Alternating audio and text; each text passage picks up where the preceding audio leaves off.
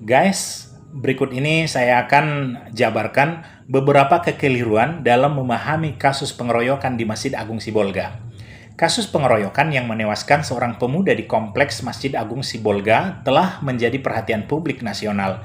Namun di tengah derasnya arus informasi, banyak kesimpulan yang muncul secara tergesa-gesa tanpa menimbang konteks sosial, data lapangan, dan hasil penyelidikan resmi. Akibatnya, opini publik kerap dibangun di atas persepsi keliru. Berikut beberapa kekeliruan yang perlu diluruskan agar masyarakat memahami persoalan ini secara utuh dan adil. 1. Pernyataan bias dan potensi framing dari akademisi. Salah satu akademisi dari Universitas Indonesia, Dr. Amanah Nuris, dalam wawancara dengan BBC News Indonesia 4 November 2025, menyebut bahwa fenomena seperti ini merupakan bentuk fanatisme sempit dan bahwa masjid kini kerap kali dijadikan ruang kekuasaan lokal bagi sebagian orang. Meskipun analisis ini mungkin dimaksudkan untuk pandangan sosiologis umum, penyandingannya dengan kasus Sibolga menimbulkan tafsir publik seolah pengurus Masjid Agung berperan dalam kekerasan tersebut. Padahal, berdasarkan penjelasan aparat kepolisian, pelaku merupakan sekelompok preman yang sering berada di sekitar masjid, bukan pengurus masjid maupun jamaah aktif. Pernyataan ilmiah seyogianya tidak digeneralisasi pada kasus spesifik tanpa dasar empirik yang jelas. Disinilah pentingnya kehati-hatian akademik agar analisis tidak berubah menjadi framing yang memperkeruh persepsi masyarakat terhadap lembaga keagamaan.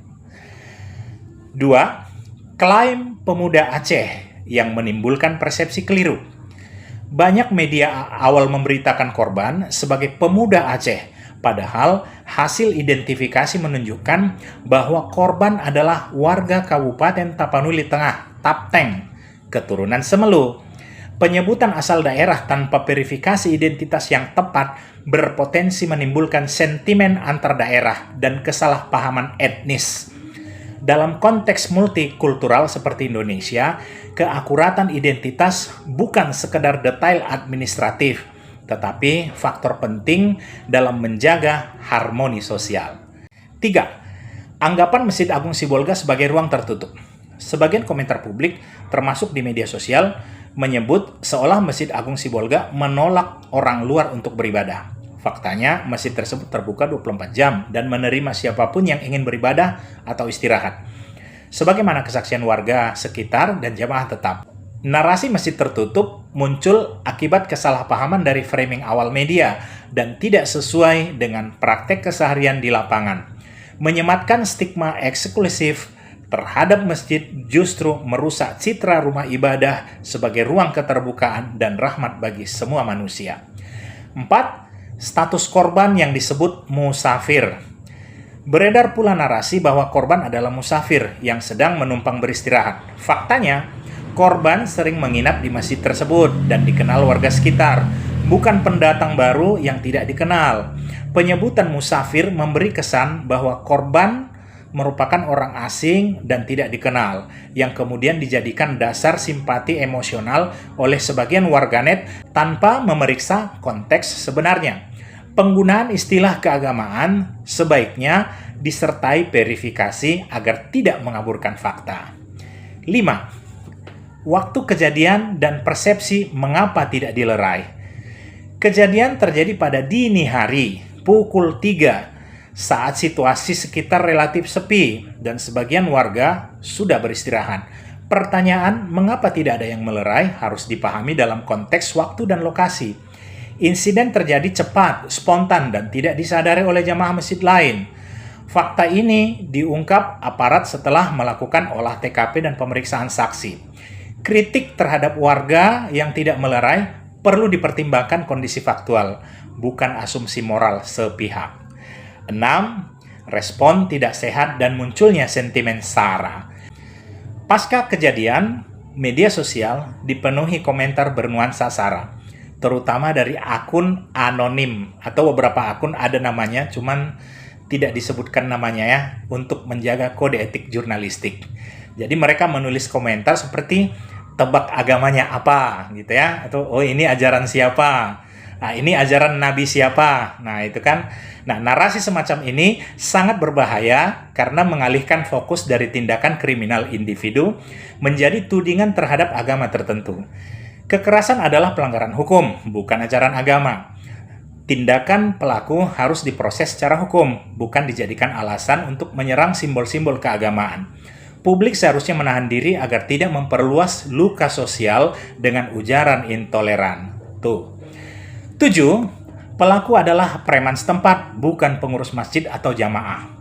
Salah satu kekeliruan yang besar dalam memahami kasus ini adalah menyamakan pelaku pengeroyokan dengan pengurus atau jamaah masjid.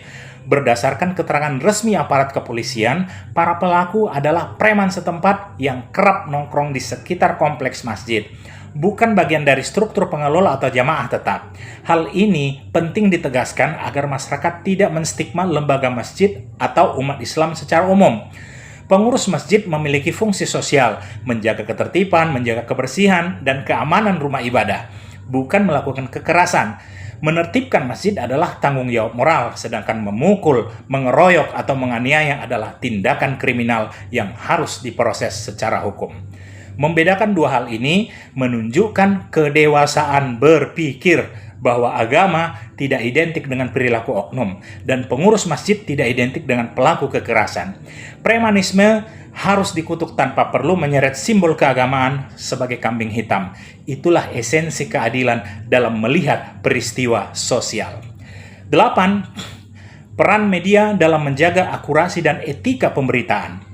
Kekeliruan persepsi publik sebagian besar bermula dari judul dan narasi berita yang tidak proporsional. Dalam etika jurnalistik, setiap informasi harus diverifikasi, berimbang, dan tidak membangun prasangka terhadap kelompok tertentu. Pemberitaan yang terburu-buru justru menimbulkan polarisasi sosial dan memperburuk citra lembaga keagamaan. Media memiliki tanggung jawab moral untuk memulihkan persepsi dengan klarifikasi lanjutan saat data baru muncul. Sebagai penutup, kekerasan di Masjid Agung Sibolga adalah tragedi kemanusiaan yang harus diusut secara hukum dan harus diusut tuntas, bukan dijadikan sebagai bahan generalisasi sosial atau ideologis. Menyalahkan agama, etnis, atau pengurus masjid tanpa dasar adalah bentuk ketidakadilan informasi. Masyarakat perlu belajar memilah fakta dari opini, data dari narasi, agar tragedi ini menjadi pelajaran bersama tentang pentingnya verifikasi, empati, dan kehati-hatian dalam menilai peristiwa sosial. Itu. Saya Engran Ispandi Silalahi, Guru Peradaban Indonesia dari Sumatera Utara. Putra Tapteng, oi Dusana, Horas.